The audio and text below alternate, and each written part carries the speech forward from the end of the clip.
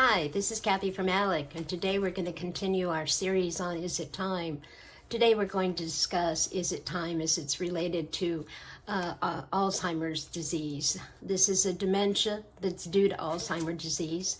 It's one of our top admitting diagnoses and disease states within the hospice industry. And I think it's important that we discuss this because it is one of our diagnoses that ends up being our longest length of stays. A lot of our neurodiagnoses, whether it's senile degeneration of the brain, different types of Alzheimer's or whatever, ends up staying on with long length of stays.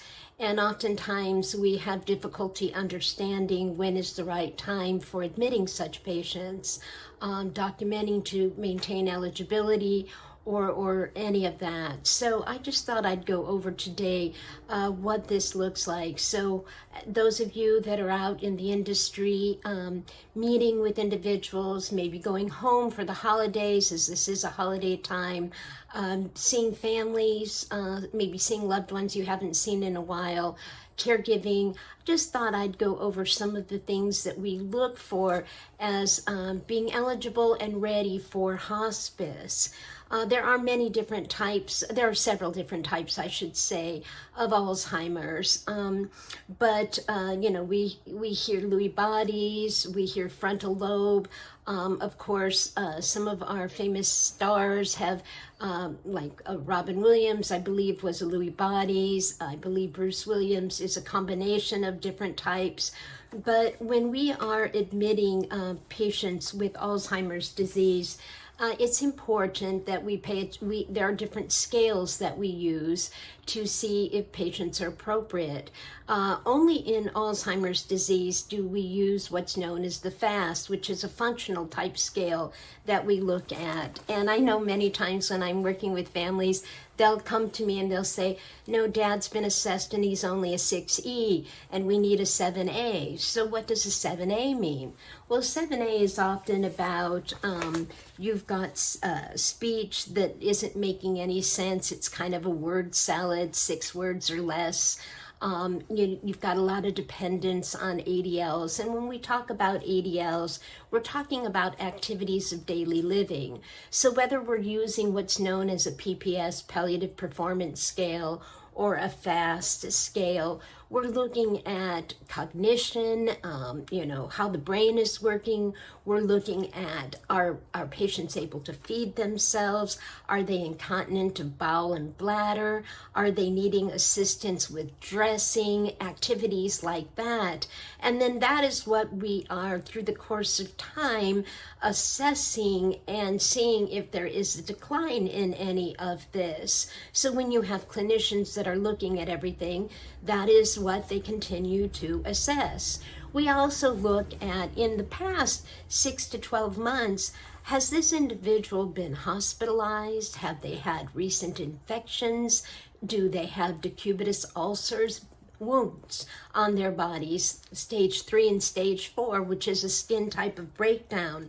Oftentimes there's aspirating pneumonia because there's choking as you're trying to eat, drink, and you aspirate, and it causes an infection in the lungs. So we're looking at, has there been any of that has taken place? Has there been such a decline that you've been in and out of that ER several times, maybe more recent falls, just all around instability? So because we have to paint this picture, it's really about painting a picture of where an individual is right now so that we can assess and see, is this person ready? Is it time for entering hospice? Oftentimes with our Alzheimer dementia patients, they enter hospice, they may stabilize in the beginning, and then we may have a period of time where that stabilization does not appear that they're declining enough. And so we're paying attention to all of this. So it's really important that we're assessing this all along. This Alzheimer's dementia constitutes a large percentage of our hospice admissions, generally around 24% when we're dealing with neurotype diseases. So it is important that we have a very good understanding of this, that we are constantly using what the government calls our LCD guidelines, and that we're looking at the clinical symptoms and the ongoing decline of disease, as well as, looking at that progression, as well as the overall, as I said, the FAST scores and how that is progressing. There's always some confusion around the FAST scores as well. If a patient has comorbidities, that sometimes can move the FAST scores along even more quickly through the stages, just so that you know. So again, it's really important when we're dealing with Alzheimer's that we're looking at cognition, we're looking at the ability to put together word salad sentences, we're looking at their ability to function in general. Are they patients able to transfer, understand, able to eat, able to swallow? Maybe they've now progressed to food being put into a mechanical soft type diet, all of those things. So these are some of the characteristics and some of the qualifications that we're looking for when we're admitting a patient with a Alzheimer dementia disease state into hospice. So I hope this helps. I hope this helps you understand what is needed. As the government continues to do this oversight with us, we want to make sure that we have all the qualifying factors there. It's very important to pick a history and physical up and make sure that we've seen ER visits, that we've seen maybe hospitalizations, that we see that there's been, maybe they've had this disease for some time, but now we see that there's an increase,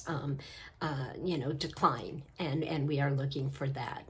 So hopefully this helps, and if you have any further questions, please don't hesitate to click on and ask ALECC. I'm always available for questions.